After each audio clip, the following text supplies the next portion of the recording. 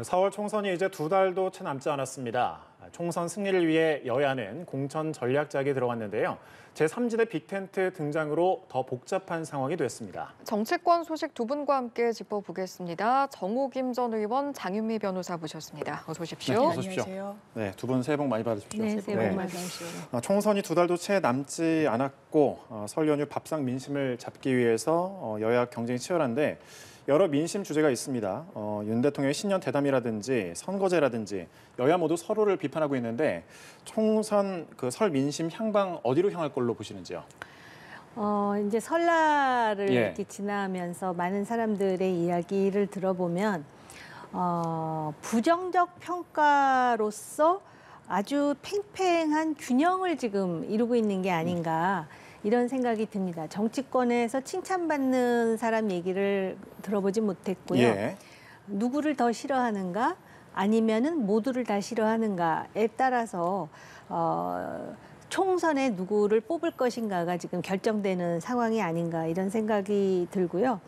지금 이제 선거를 앞두고 민생을 얘기하지만 실제로 장바구니 경제가 너무 안 좋기 때문에 어느 누구에게도 점수를 줄 수 없는 상황인 것 같습니다. 네, 어느 누구에게도 점수를 줄 수는 없는 상황이다. 어떻게 보셨는지요? 지금이 설 연휴 예. 기간이지 않습니까? 그러면 뭐 차례상이든 이렇게 밥상을 차리시는데 정말 고통스럽다고 말씀하시는 분들 많습니다. 물가는 고공행진이고요. 뭐 민주당 논평에서도 나왔습니다만 미국의 애플 다음으로 비싼 사과가 한국 사과라고 농담이 나올 정도로 지금 좋지 않죠.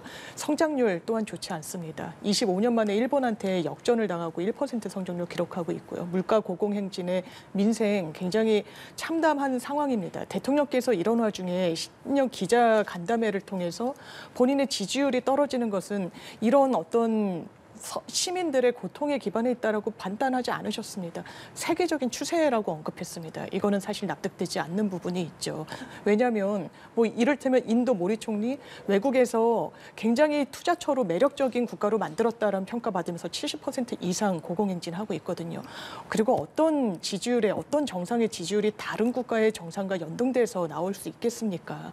그렇기 때문에 이런 것에 대한 어떤 반성이 없다면 이번 총선에서도 이게 기본적으로 집권 여당에 그리고 정권 초기에 이루어지는 선거인 만큼 좀 국정기조의 변화는 있어야 된다고 생각합니다. 알겠습니다. 설 민심은 어디로 흘러가고 있을까 두 분의 총평을 들어봤고요. 자, 그렇다면 설 연휴가 끝나고 난 뒤에 이야기도 해보겠습니다. 일단은 본격적으로 공천이 시작이 될 거고 먼저 국민의힘 이야기부터 해보겠습니다. 한동훈 표 공천의 면면 드러나고 있는데 이제 지금까지 나온 내용들을 보시면서 앞으로는 그럼 좀 이렇게 흘러가겠다 이런 부분이 강화되겠다라는 생각이 있을 것 같습니다. 어떤 의견 가지고 계신지요? 우선 첫 출발점으로 지금 PK 지역에 인지도가 상당히 높은 두 중진을 상대적으로, 그러니까 사실은 그 지역이 아주 험지라고 하기보다는 상대적으로 험지인 곳으로 지금 권유를 하는 겁니다. 옮겨서 지금 출마하라는 것이거든요. 한 사람은 부산시장을 역임했던 서병수 의원이고 또 한 사람은 경남지사를 역임했던 김태호 의원입니다. 그리고 두 사람은 지금 기꺼이 자리를 옮겨서 선거운동을 하겠다라는 입장을 지금 피력하고 있습니다. 그래서 그것 자체는 낙동강 벨트를 완전히 확보하는데 순기능을 할 것이다라는 긍정적인 그러한 그 평가도 받고 있는데 이제 중요한 것은 그럼 향후에 얼마만큼의 중진을 더 차출할 것인가의 문제 그리고 지금 또 약간 시선을 좀 삐딱하게 보는 측에서는 이 사람들 다 친윤이 아니었던 사람이기 때문에 이렇게 옮기는 것 아니냐라는 또 볼멘 소리가 나오기도 합니다. 그래서 그 다음에 중진이라고 할 수 있는 사람 중에 누가 대상이 될 것이며 이들이 다른 지역으로 상대적으로 어려운 지역으로 가게 되면 그 현재 지역구 활동을 하고 있는 그 지역은 전략공천 지역이 되는데 그러면 그 양지와 같은 전략 공천 지역에 과연 누구를 투입시킬 것인가 이게 아마 관전 포인트가 될 것이고요. 향후에 이제 총선을 하더라도 지금 국민의힘에서는 어떻게 해서든 이재명 대 윤석열 구도가 아니라 이재명 대 한동훈 구도로 만들려고 하는데 지금 사람들이 관심 보이는 것은 대통령실에서 나온 사람, 검사 출신, 장차관 출신이 어디로 갈 것인가 아니겠습니까? 그러면은 이 사람들이 과연 어떤 식으로 재배치될 것이며 대통령의 이름으로 선거운동을 할 것인가 아니면은 한동훈의 이름으로 할 것인가 뭐 그런 여러 가지 지금 그 관전 포인트가 있기 때문에 지금 당장 속단하기는 어려운데 바로 그 부분 때문에 향후에 공천 과정에 상당한 잡음이 생길 수도 있다라는 조심스러운 예측은 가능할 것 같습니다. 예. 네. 결과적으로 어떻게 흘러갈 것인가 이건 좀 지켜봐야겠습니다만 일단 지금까지 국민의힘 공천에 대해서 예측해 볼 수 있는 부분 또 나온 부분을 보자면 사실은 민주당 입장에서도 어떻게 총선 전략을 세울 것인가에 있어서 네. 눈여겨보고 있을 맞습니다. 거잖아요. 어떻게 지켜보고 계신지요? 예, 지금 보면 이른바 낙동강 벨트에 민주당 강세가 강한 지역에 중량감 있는 정치인들을 배치하고 있는 거죠. 거의 전면 배치라고 할 또 무방하듯이 이제 본인이 갖고 왔던 지역구를 사실상 버린다는 거, 포기한다는 거 상당히 쉽지 않거든요. 그런데 이 다소 열세인 지역에 가서 싸워라. 그리고 이제 승리를 가져오란 취지 아니겠습니까? 지도부는. 그렇다면 민주당 현역원이 있는 곳은 지금 전재수 의원이 있고요. 김두관 의원이 있는 곳입니다. 김두관 의원 같은 경우에는 또 뭐 대선 주자로 분류되고 있기도 하고요. 그렇다면 그 구도를 만들어가는 것은 좀 민주당 입장에서도 긴장감을 갖고 봐야 된다라고 생각하고요. 다만 이제 국민의힘의 그것이 플러스 요인으로만 작용할 것인가도 주시를 할 수밖에 없을 것 같습니다. 이를테면 당내에서도 당장 이런 목소리가 나오는 겁니다. 의원님께서 짚어주신 대로 그렇다면 친윤이 아닌 비윤, 비주류 의원들에게 이런 양보, 헌신, 희생 강요하고 있는 거 아니냐. 그리고 그분들이 간 이른바 양지를 누가 채울 것이냐. 친윤이 채울 것인가 아니면 한동훈 비대위원장이 미는 사람이 채울 것인가. 이게 또 갈등의 뇌관이 될 수 있기 때문에요. 이게 당의 전체적인 총선 가도에서 얼마나 또 이 순 영향을 미칠지는 민주당으로서도 좀 지켜보는 측면이 있고요. 또 한 가지 측면은 이렇게 장기 말을 옮기듯이 이렇게 경쟁력 후보를 딱 전면 배치를 하고 있는데 이건 사실 한동훈 비대위원장이 자랑스럽게 도입했던 시스템 공천과는 좀 결이 다른 부분도 있는 것 같아서 이런 부분까지 포함해 지켜봐야 될 것 같습니다. 네. 윤석열 대통령은 일단 뭐 공천 과정에서 대통령실 후광은 없을 거라는 입장을 밝혔고 한동훈 비대위원장은 총선에서 이기기 위해서는 더 많은 그 사람이 헌신을 해야 된다고 강조를 하고 있습니다. 그러면서 자연스럽게 살생부 찌라시, 연말에 있었던 살생부 찌라시가 다시 소환되는 분위기인데 아무래도 공천 심사가 본격화하면서 이렇게 좀 확인되지 않은 내용에 좀 더 예민해질 수밖에 없는 분위기인 것 같아요. 네, 그 예. 살생부 찌라시는 4년에 한 번씩 반드시 나오게 되어 있습니다. 그리고 또 어떤 면에서는 경쟁자가 의도적으로 예. 그 상대방의 어떤 그런 뭐 추문이라든지 또는 그 문제가 있다라는 식의 또 투서 같은 것도 많이 하고요. 그래서 사실은 그 총선의 공천 과정에서 국회의원 후보들의 사생활까지도 전부 들여다볼 수 있는 계기가 될 정도고, 근데 그게 있는 사실만 있는 것이 아니라 전혀 허무맹랑한 그러한 그 가짜 뉴스도 많다라는 것을 알 수가 있고요. 살생부 찌라시가 때로는 이게 이제 잘못된 뉴스로 결론이 나는 경우도 있지만 그게 또 사실로 확인되기도 예. 하고 그래서 지금 당장 단정하기는 상당히 어려울 것 같고요. 한동훈 위원장이 헌신을 이제 부각을 하는데 헌신 맞습니다. 근데 이제 정치학에 보면은요, 상대적 이익, 절대 이익, 상대적 손실, 절대 손실이라는 게 있는데 어떤 사람들한테 희생을 강요할 때 나만 희생하는 것이 아니라 다른 사람들도 거의 내 수준으로 희생을 같이 하게 되면은 그거는 기꺼이 받아들일 수 있는 희생이 되는데 희생을 강요해서 하려는데 내가 하는 희생이 10이라면 상대는 1 내지는 마이너스 1이다 그러면 거기서 굉장히 심한 상대적 박탈감을 느끼게 되고 이게 어떤 단합이라든지 또는 당의 분열을 촉진하는 요소가 되거든요. 그렇기 때문에 아까 시스템 공천도 얘기했듯이 당이 처음으로 지금 시스템 공천을 과감하게 시도하겠다 했으니 시스템 공천에 걸맞는 공천이 되도록 해야 될 것 같고요. 대통령실의 후광은 없을 거라고 했는데 그건 이제 공천 과정에서 누가 되느냐 정말로 그 대통령실에서 나온 사람이 오히려 그 험지로 가고 뭐 이런 여러 가지 양상을 보면서 아마 유권자들이 판단하지 않을까. 그런데 지금 야당이라든지 또는 그 지금 정부나 기존 여당에 대해서 비판적인 시각에서는 이제 그거를 보고 나중에 공격의 포인트 내지는 빌미로 잡을 가능성이 굉장히 많습니다. 그렇기 때문에 지금 공천 과정이 반드시 여당만 그런 것이 아니라 야당도 똑같은 입장인데요. 그래서 이 공천 때문에 총선의 결과가 영향을 받을 수 있다는 건 우리가 4년 전의 교훈으로도 충분히 알 수 있는 것이기 때문에 오히려 그런 학습 과정에 있어서 굉장히 신중하지 않을까 그렇게 봅니다. 네, 장 변호사께서는 국민의힘의 이런 네. 분위기는 좀 어떻게 보시나요? 일단 대통령께서 대통령실의 후광은 없을 것이다라고 했는데 예. 이른바 이 정부 출신의 장차관들 그리고 대통령실 출신 인사들이 어디에 가 있는지를 보면은 답이 어느 정도 나오겠죠. 지금 그렇습니다. 한 언론에서 소리 없는 내전이 국민의힘에서 벌어지고 있다라고 하고 있어요. 이른바 국민의힘으로서는 상당히 양지라고 할 수 있는 영남권의 58개 현역 의원 지역구 중에 20곳에 이른바 대통령실 그리고 장차관 인사들이 출사표를 던진 겁니다. 그걸 TK 지역으로 좁혀서 보면 훨씬 비율이 높아집니다. 13개 지역구 중에 9곳에서 경합을 벌이고 있으니까요. 이 말인 즉슨 대통령께서 후광을 입지 말라고 이야기를 했음에도 불구하고 대통령실 인사들은 그 출신들은 뭔가 양지로 가고 있다는 겁니다. 이게 국민의힘 공천 과정 중에 있어서는 이게 이른바 윤심 공천이다 뭐다 해서 갈등의 소지가 될 여지가 있는 거죠. 그럼에도 불구하고 왜 양지로 가는 거냐. 이른바 대통령실 출신이라는 것을 가지고 그 어떤 이력이 수도권이나 뭐 그런 험지에서는 플러스로 작용하지 않는다고 본인이 판단을 한 겁니다. 본인들도 정치에서 이걸 생존해야 국회 입성도 가능하고 한 거 아니겠습니까? 대통령실 이력이 크게 플러스로 작용하지 않는 선거라고 보는 거죠. 그래서 이른바 양지로 출사표를 던지고 거기서 어떻게든 그 과정 중에서는 대통령실의 출신이라는 것을 사실상 후광으로 갖고 공천을 받으려고 하겠죠. 이게 계속해서 갈등의 요소가 될 거라고 생각합니다. 예.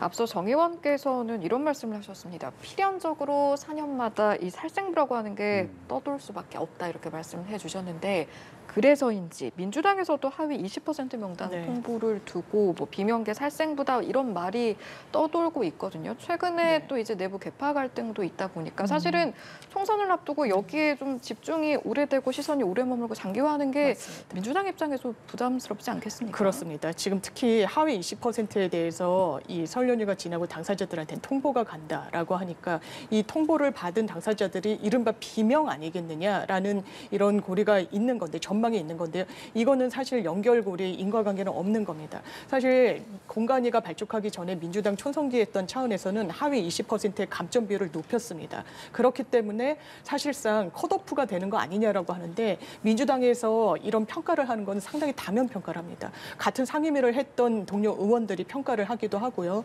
어떤 의원 발의 수라든지 객관적인 그런 정량평가, 정상평가를 같이 하기 때문에 여기에 대해서 하위 20%에 속했다는 것은 의정활동에 미진한 부분이 있었다는 것이지 그것이 곧 어떤 친명이니 뭐 비명이니 그런 활동과는 무관하다고 봐도 가능할 겁니다. 다만 이런 결과물이 나왔을 때 누구누구의 이름이 있었는지 그거는 비공개긴 하지만 언론을 통해서 다소 좀 유출이 된다라고 한다면 이걸 또 친명, 비명 프레임으로 볼 건데 사실 그런 전망은 최소한 그 하위 20%와 관련해서는 맞지 않는다라는 생각이 들고요. 그리고 전에도 이미 아직까지 그 정확하게 명단이 나오지 않은 상황에서도 하위 20%다라고 해서 보도도 나오기도 했고요. 이른바 지라시라는 형태로 돌기도 했는데 그 부분에 대해서는 민주당에서 상당히 악용될 가능성이 높고 아까 짚어주신 대로 경쟁 후보가 하는 경우들도 있거든요. 그래서 법적인 조치 강구하겠다고 밝힌 바 있습니다. 네.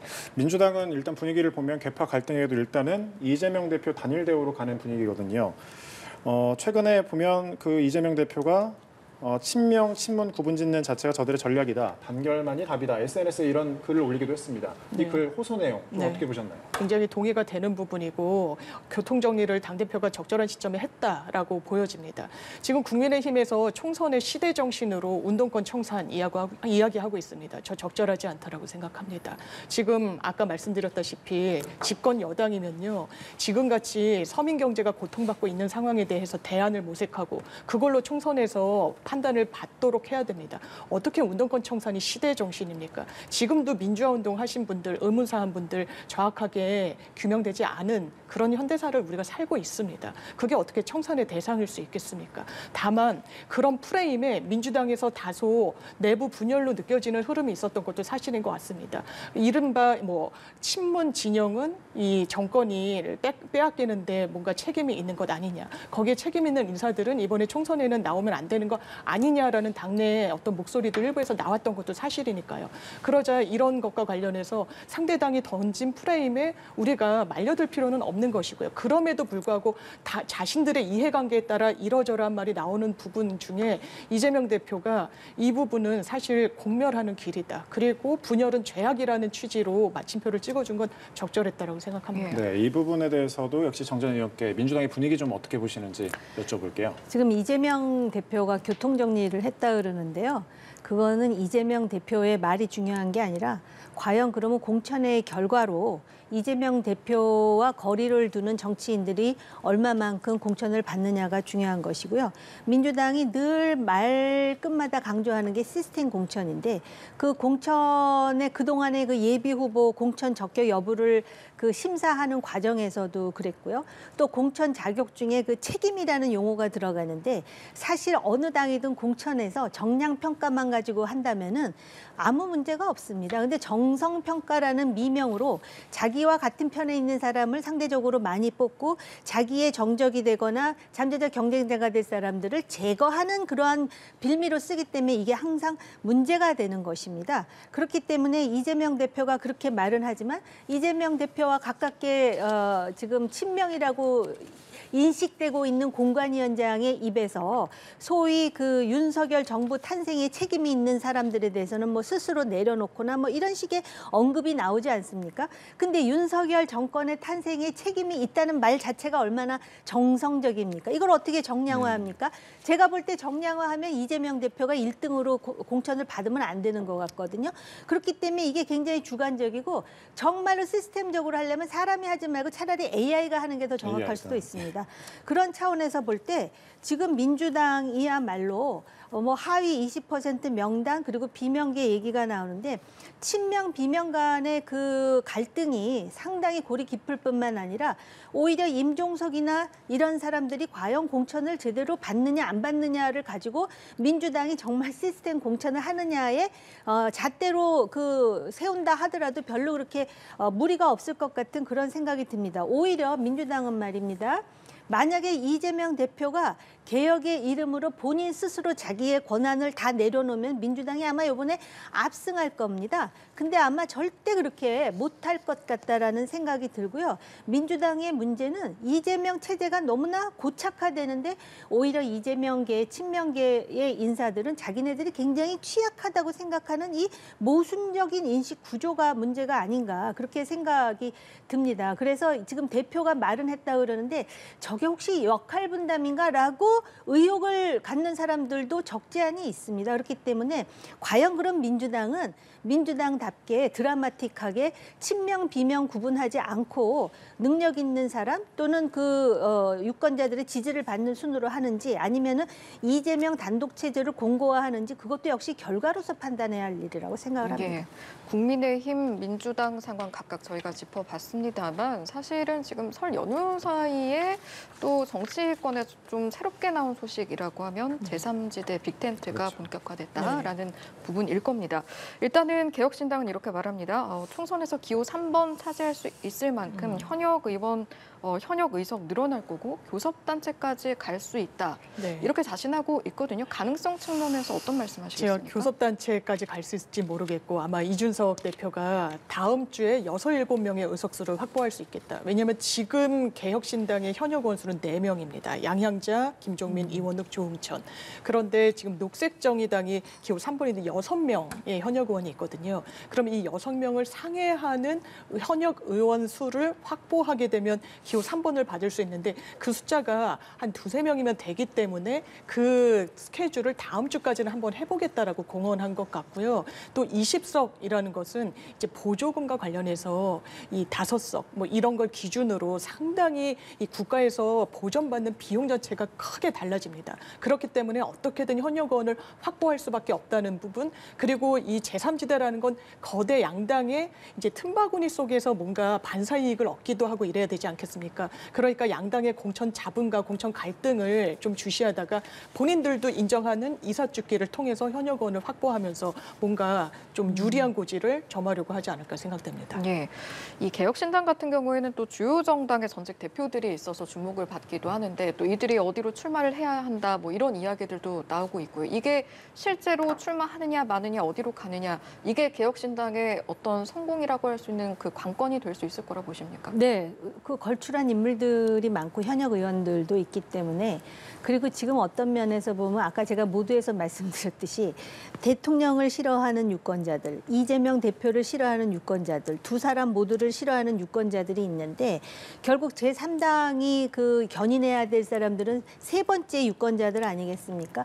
그러려면 그들은 다른 기존의 정치인들하고 다르다라는 걸 보여주려면 자기 희생이 많아야 되는데 그동안 긴 시간 동안 서로 그 뭐라 그럴까요? 서로 그 밀당을 하면서 자기 이해를 조금이라도 더 많이 지분을 차지하려는 그런 식의 모습을 보였습니다. 그렇기 때문에 이름은 개혁신당이고 또 총괄 선대위원장은 이낙연 대표입니다. 그런데 향후에 개혁신당이 이렇게 이제 그 몸집을 키우기 위해서는 일단 대표들서부터 시작을 해갖고 3당의 그 어떤 그 진화 그리고 대한민국의 그 1, 2당에 의해서 대변되지 못한 유권자들을 위해서 이렇게 희생한다라는 그런 모습을 보여주기 위해서 지역구 출마가 불가피한 게 아닌가 그런 생각들을 하는 그런 전문가들이 꽤 있습니다. 네, 두 분 말씀 들어봤는데 일단 제3지대 합당에 대해서 두 양당은 비판을 하면서도 크게 개의치는 않는 분위기입니다. 국민의힘은 한동훈 효과의 중도층 이탈은 없을 거라고 했고 민주당은 이준석 신당으로의 흡수합병이다 이렇게 좀 깎아내리고 있는 분위기입니다. 네. 자, 이 빅텐트가 선거 판세에 어떤 영향을 미칠지 두 분 의견 들어보겠습니다. 먼저 정 의원님부터. 예. 지금 뭐 여론조사로 보면은 그 합당하기 전에 두 당의 지지를 합쳐도 두 자릿수가 안 된다라고 생각을 하지만 또 다른 여론조사를 보면 지금 3당에 대한 기대를 갖고 있는 사람이 20%가 넘는 그런 또 여론조사 결과도 있기 때문에 아마 1, 2당에서는 전혀 견제를 안 하기는 어려울 것 같습니다. 그런데 이 3당의 운명 중에 중요 변수가 뭐냐면은 1당과 2당에서 공천을 얼마만큼 그 공정하게 해서 잡음을 덜하느냐 아니면 여기서 이제 시끄러워지면 그 파장 때문에 뭐 이삭이 됐든 알곡이 됐든 3당으로 건너갈 사람들이 생길 수밖에 없다라는 것이죠. 예. 그런 차원에서 이 문제는 서로 연동되어 있고 지금 1, 2당이 이렇게 얘기하는 자체가 3당에 대해서 어느 정도 경계심을 풀지 않고 있다라는 방증일 겁니다. 네, 확실한 경계를 할 필요는 있다. 어떻게 보시는데요? 일단 좀 짚어볼 포인트가 몇 군데가 있을 예. 것 같아요. 비례 의석을 얼마나 확보할 것이냐. 이제 준연동형으로 가면서 제3지대에 유리한 건 맞죠. 이제 캡도